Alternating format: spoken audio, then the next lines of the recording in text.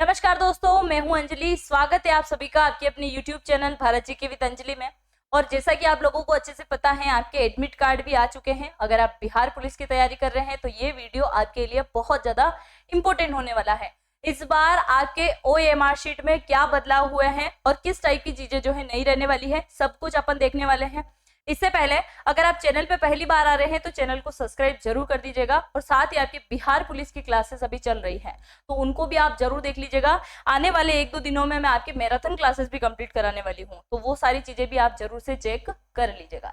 चलिए शुरू करते हैं इसके बारे में जानने की कि इस बार क्या बदलाव रहा है। चलिए, सबसे प्रमुख तो ये आप देख लीजिए, आपका एडमिट कार्ड अभी आउट हो चुका है और आपके एग्जाम जो है दो पारी में होने वाले हैं। 1 अक्टूबर को होने वाला है प्रथम और द्वितीय पारी में, यानी कि अगर आपका पेपर 10 बजे है तो आपको 8 बजे रिपोर्टिंग टाइम क्या है आपका 8 बजे आपको अच्छे से पहुंच जाना है ना। फिर आपका 7 तारीख को 2 पारी में एग्जाम है, तो इसमें भी मैं यही बोलूंगी कि अगर आपका पेपर 2 घंटे बाद है तो पहले ही आप पहुंचने की कोशिश कीजिएगा, है ना। उसके बाद में 15 तारीख को यानी कि 3 दिवस के अंदर आपका बिल्कुल ही पेपर खत्म कर दिया जाएगा। और इसके अलावा अगर आप पेपर देने के लिए जा रहे हैं तो 2 चीजें कुछ ना कुछ लेके जाइएगा। जैसे अगर आप आधार कार्ड लेके जा रहे हैं तो इसकी जगह और भी कोई आईडी प्रूफ आपके पास में है तो वो भी जरूर लेके चले जाइएगा। चलिए, दूसरा आप जान लीजिएगा कि ये अब आपको फील कैसे क्या करना है। OMR शीट अगर नए स्टूडेंट हैं तो वो कृपया ध्यान से देख लीजिएगा, उनको समझ में आ जाएगा। नहीं भी समझ में आता है तो इसी के जस्ट बैक साइड में आपको एक और शीट मिलेगी जिसके ऊपर अनुदेश लिखे हुए हैं, है ना, निर्देश दे रखे हैं, आपको इंस्ट्रक्शन मिले हुए हैं, तो इनको पढ़ के भी आप अच्छे से सोल्व कर पाएंगे। चलिए, सबसे प्रमुख यहाँ पे लिखा हुआ है कि प्रश्न पुस्तिका में लिखे अनुच्छेद को पुनः अपनी लिखावट में हिंदी एवं अंग्रेजी में लिखे। यानी कि आपको जो प्रश्न पेपर मिलने वाला है उसके ऊपर कुछ आर्टिकल लिखे हुए मिलेंगे, वो सब आपको यहाँ पे लिखने हैं स्वच्छ भाषा के अंदर। अगर अंग्रेजी में लिखना चाहे तो अंग्रेजी में, हिंदी में लिखना चाहे तो हिंदी में, पर बिल्कुल साफ सुथरे हो। दूसरा, आपके रोल नंबर को आपको फिल करना है। किस टाइप से आप फिल करेंगे? जैसे आपका रोल नंबर है 6 5 4 3 2 1 0 6 8 9, है ना। अगर ये आपके रोल नंबर है, ये आपके रोल नंबर है, तो अब आप इसको कैसे फिल करेंगे? कैसे फिल करेंगे? ये 6 लिखा हुआ है तो यहाँ पे देखेंगे 6 नंबर कहाँ पे है, यहाँ पे आता है, तो इसको आप अच्छे से फिल करेंगे। बिल्कुल इस गोले को अच्छे से आकार में बनाएंगे, है ना। बिल्कुल यहाँ पे जगह खाली नहीं रहना चाहिए बीच में, पहला। दूसरा क्या है, 5 है तो यहाँ पे देखिए 5 कौन सा है। पहले क्या करना, आप लोग डॉट लगा के छोड़ देना ताकि आपको भरने में आसानी हो जाए। यहाँ 4 है तो इसको डॉट लगा के छोड़ दो, फिर 3 है तो डॉट लगा के छोड़ दो, 2 है तो इसको लगा के छोड़ दो, 1 है, फिर 0 है तो 0 के लिए बिल्कुल लास्ट में आपको जाना पड़ेगा, फिर 6 है, ये 6 है, फिर 8 है तो ये यहाँ पे आ गया है 8, और फिर 9 है तो ये यहाँ पे 9 है। उसको आपको फिल करना है, ऐसे लगा के छोड़ दिया। अब आप आराम से जो है इसको अच्छे से फिल कर सकते हैं। बिल्कुल भी इसके अंदर घेप नहीं रखना है और इस गोले से ये भी कोशिश करना है कि बिल्कुल भी बाहर नहीं जाए। बहुत सारे गलती कर देते हैं, व्हाइटनर वगैरह भी घुमा देते हैं, अगर कोई गलती कर देते हैं तो ये चीजें आपको नहीं करना है। अगर व्हाइटनर घुमा दिया आपने या प्लेट वगैरह से किसी से काट दिया है तो आपकी जो है शीट चेक नहीं होगी, वो स्वतः ही बाहर फेंक दी जाएगी। बाहर ये नहीं कि कोई व्यक्ति बैठ के आपकी जो है मार्कशीट चेक करेगा, ऐसा नहीं होगा, मशीन के द्वारा चेक होती है, तो वो लेगी ही नहीं, इस चीज को फेंक देगी बाहर सीधा सीधा सा। तो ये चीज का भी ध्यान रखें। इस बार से पेन लेके जाएं, और पेन कैसा लेके जाना है आगे मैं आपको बता दूंगी। तो बिल्कुल भी व्हाइटनर का आपको यूज नहीं करना है, तो उसको भी आप मत लेके जाइएगा। चलिए, तो इनको आप अच्छे से भरिएगा। शायद पहली बार अगर आप पेपर दे रहे हैं और आपको अब यहाँ से समझ में भी आ चुका होगा कि आपको किस टाइप से जो है इनको भरना है ना। बहुत सारे लोगों को ये पता नहीं चलता है कि यहाँ पे 4 हैं, कैसे भरें, क्योंकि हर एक में 4 नजर आ रहा है, वो ऐसे भी भर देते हैं। आपको ऐसे नहीं भरना है, ऐसे भरना है, तो इसको भी आप अच्छे से ध्यान रखिएगा, है ना। यहाँ पे मैं इनको छोड़ रही हूँ, आप देख लीजिएगा, अच्छे से भरिएगा इनको।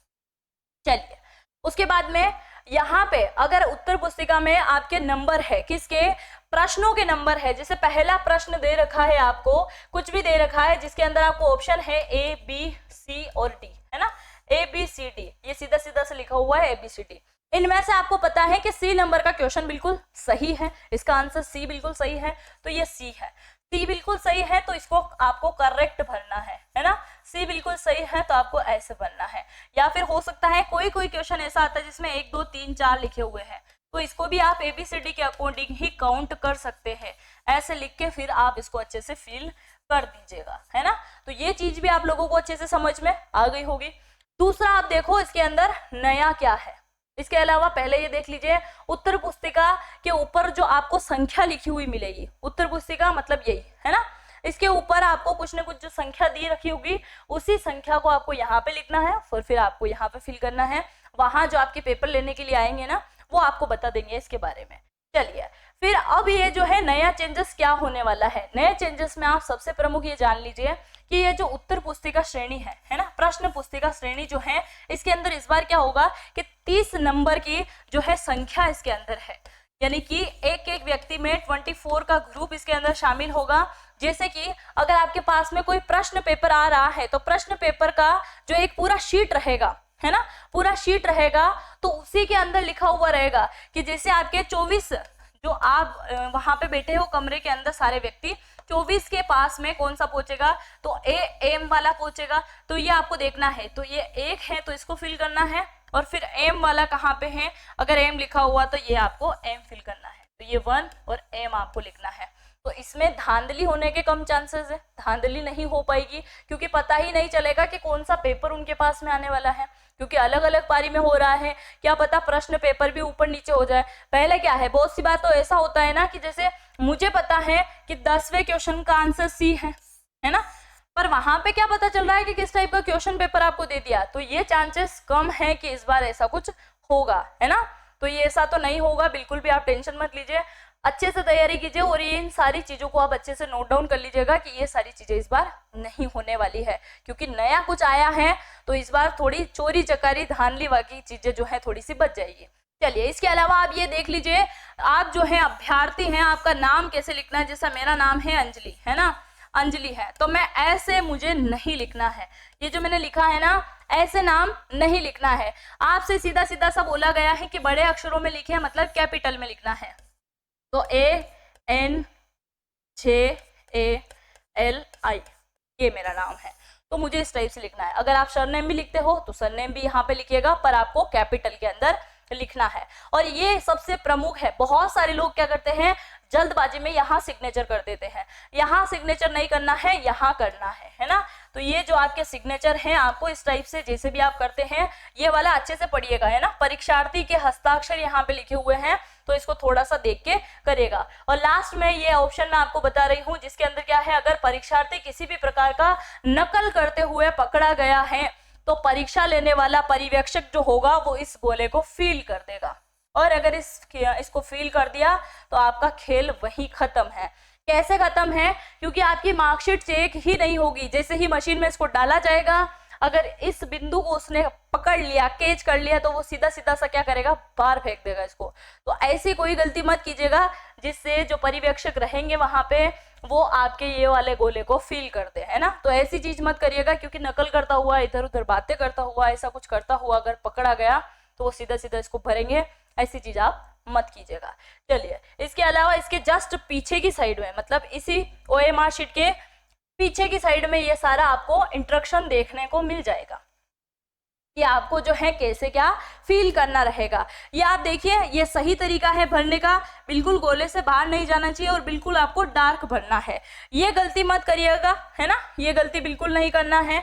देखो जैसे ए वाला ऑप्शन था उसमें अगर आप क्रॉस लगा के छोड़ दिया तो ये भी मत करिएगा। इस गोले को भरना था, आपने हाफ भरा तो ये चीज भी मत करिएगा, है ना। फिर अगर आपने गोले को बीच में ही फिल किया तो ये चीज भी मत करिएगा और ये चीज भी मत करिएगा। मतलब 4 गोले अगर आपके पास में हैं, एक सही था तो उसको बिल्कुल अच्छे से प्रॉपर फिल करना है। ऐसी गलती मत करिएगा, नहीं तो आपके नंबर ही नहीं आपको मिलने वाले हैं, है ना, क्योंकि बहुत मेहनत लगती है एक एक नंबर प्राप्त करने के लिए। तो ये सारी चीजें मत कीजिएगा। और पेन वगैरह कैसे क्या लेके जाना है आपको, बिल्कुल बॉल पेन लेके जाना है, सब कुछ इसके अंदर जानकारी आपको मिलेगी। ऐसा कोई कार्य मत कीजिएगा जिससे आपका जो है पूरा फ्यूचर खराब हो जाए। चलिए मेरे द्वारा दी गई जानकारी अगर आप लोगों को समझ में आई है तो अपने दोस्तों के साथ में शेयर करना ना भूलें। और साथ ही मेरी बिहार पुलिस की क्लासेस चलती हैं तो उसमें भी अगर आप ज्वाइन होना चाहें तो जरूर से ज्वाइन हो जाइएगा। चलिए मिलेंगे नेक्स्ट लेक्चर में। जय हिंद, जय भारत।